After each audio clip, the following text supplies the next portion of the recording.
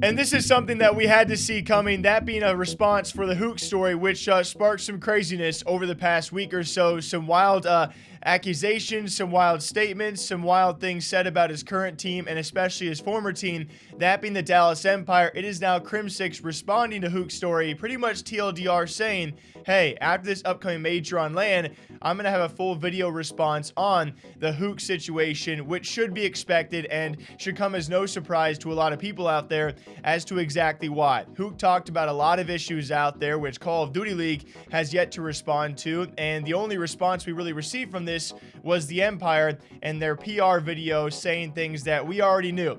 And I'm not blaming them for posting that. They had to say something, but we were anxiously awaiting the response from maybe some LA Thieves members and especially some Empire members who, according to Huke, neglected him during a time of need. Even more so, remember, he pretty much accused a former teammate of starting the rumor that he was on psychedelics, being called Crazy Kyler at parties.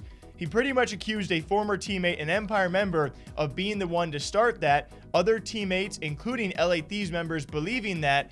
So a lot of fingers instantly being pointed at Crimsix, despite him not being named. I don't care who you are. Most people out there are not blaming Shotzi. They're not blaming Illy. They're blaming the leader of that roster, Crimsix, for starting these crazy rumors. So of course he's going to respond about it. As he says, I was willing to take the flack from everyone if the other option was explaining our decision in detail and potentially ruining Kyler's chances of getting on another CDL team. So pretty much he was willing to take that flack if the only other option was explaining their choice in detail, and then that ruined Kyler's chances at finding another team, which of course he has found, the LA Thieves. So he continues, but there comes a point where you need to stick up for yourself and for the sake of your team. Upon seeking advice from people I respect in the gaming community, public relations, and legal entities, I will be addressing decisions we've made regarding our roster changes with Huke sometime next week after the major.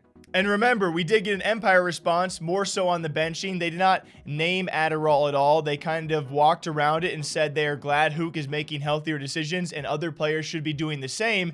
They don't ever directly mention it, and again, I don't blame them. There's no chance they were going to. Pretty much saying that, hey, we are here to win championships. That is why Huke is off the Empire roster. So I hope Crimsix can elaborate a bit past that, which he took to Draza's stream chat, and everyone, of course, saw it, to elaborate a little more. So a simple response saying, hey, video after the major, has now been turned into him calling Huke a liar about his former teammates not reaching out to check in on him. As he said, you believe me if I said we asked if Kyler was okay thousands of times? And if that's true, why did he mention that we never once said that in the video? And then someone said there's always two sides of the story, so let's wait into the video from both sides. And Crimsix continues saying, kinda weird, huh? And he expanded on this, saying, I literally almost crashed my Porsche going out of my way to call him mid-stop and go traffic to ask him what's going on. Think about that. I almost got physically injured, ruined one of my passions outside of gaming, took a financial hit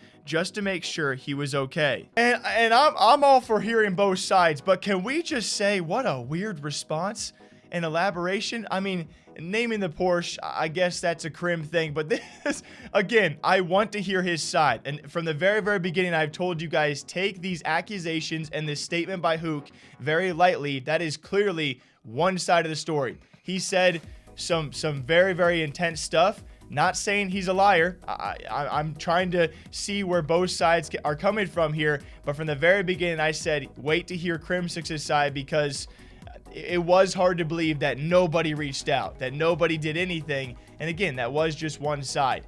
But Crimsix saying, hey man, almost died, crashed my Porsche. Could you not have just pulled off to the side and done the call from there? I don't know. I'm going to be honest with you guys at all times. That was a weird way to say, hey, I did reach out, by the way. Almost died doing so. And then further, and that was only once out of at least 50 plus times. Wait until the video. And then very lastly, when he was asked, so he lied that you guys never talked to him, Crimsix said, correct. So my oh my, we will wait and see after the major. As if it wasn't going to be exciting enough to be back on LAN already. We already have the Crimsix versus Formal resurfaced rehash beef from years back. They're going to be your opening series matchup. And then you have a potential matchup, which could be LA Thieves and Huke.